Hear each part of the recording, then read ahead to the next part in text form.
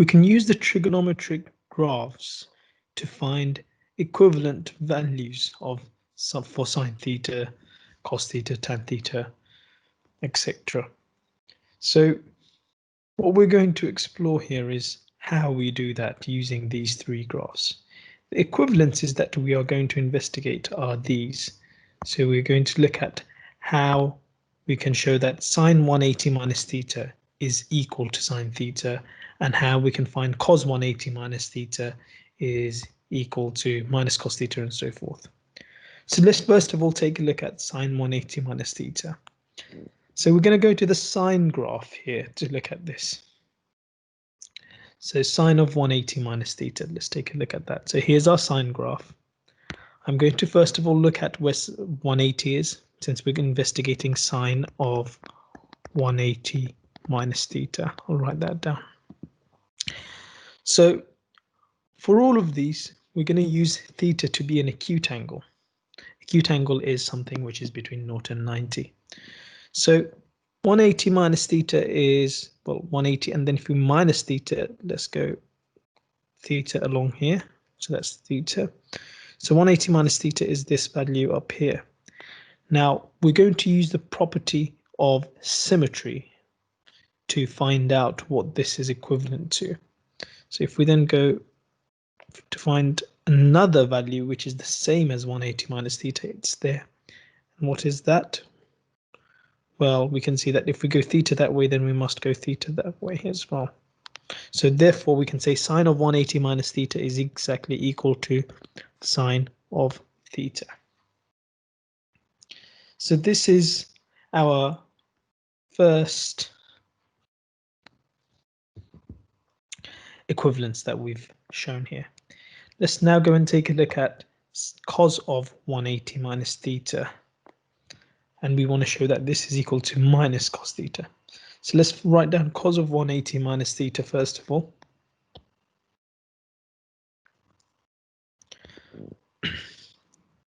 So cos of 180 is here, and minus theta, which is an acute angle, if we minus that, we will go somewhere between here. Where is that value? The value is here. Now we're going to use rotational symmetry property here. So if we go 180 minus theta this way to get here, that's the same as going from this value up here and going theta that way.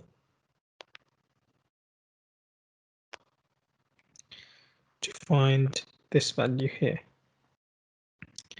Because we start from minus 1 here and we minus theta, and so we start from 1 here and we go towards theta that way.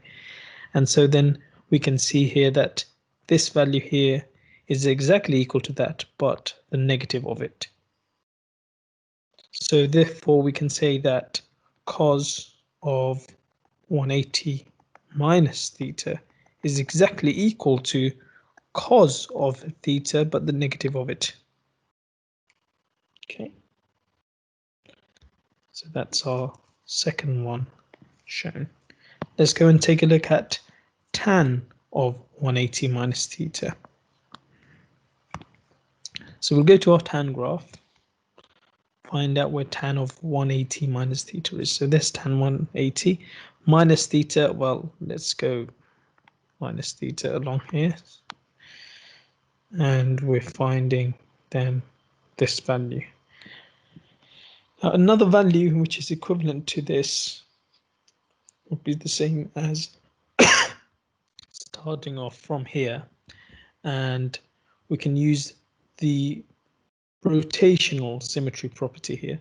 So we can find this property, another value here, which is the same as going theta across that way.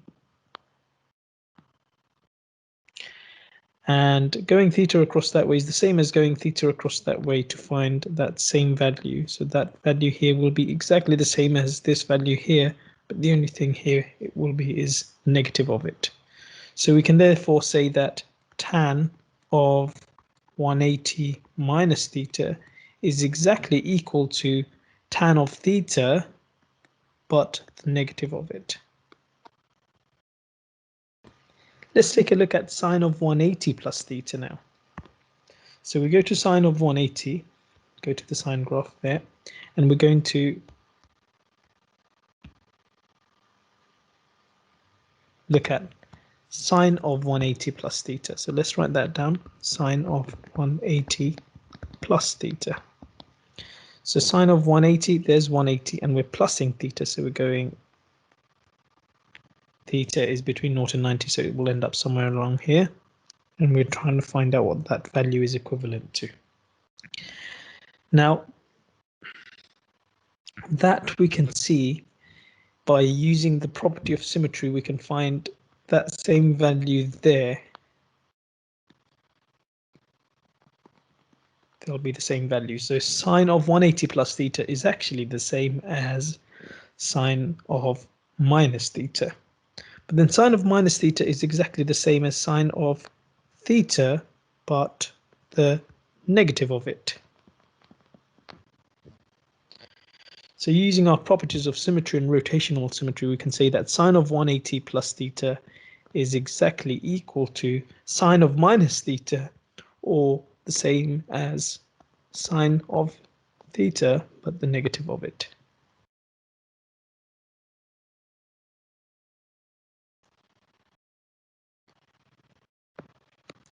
Let's go and take a look at cos of 180 plus theta. So go to the cos graph and write down cos of 180 plus theta. Find out where cos of 180 is, add theta to it. Theta is between an acute angle between 0 and 90, so somewhere along here. And that value we can see here is there. Now the other equivalent value to this that we want to find out is, well, you can go across here, you can look at this value. And that value is the same as doing cos of 180 minus theta.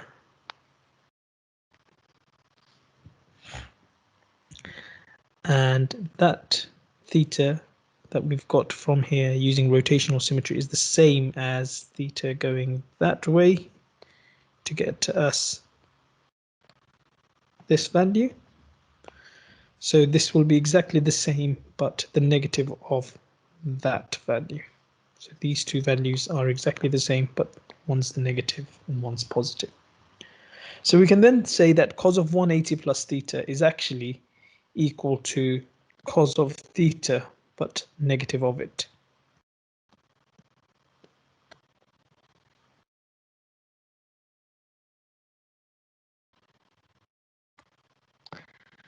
And lastly, let's look at tan of 180 plus theta.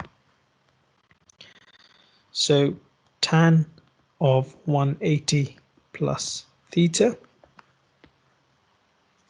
Here's tan 180, and we're going to add theta to it, so we end up somewhere along here. So there, that value is there. And this one's relatively straightforward. If we go back a cycle, we can then find out actually that tan of 180 plus theta is exactly the same as tan of theta.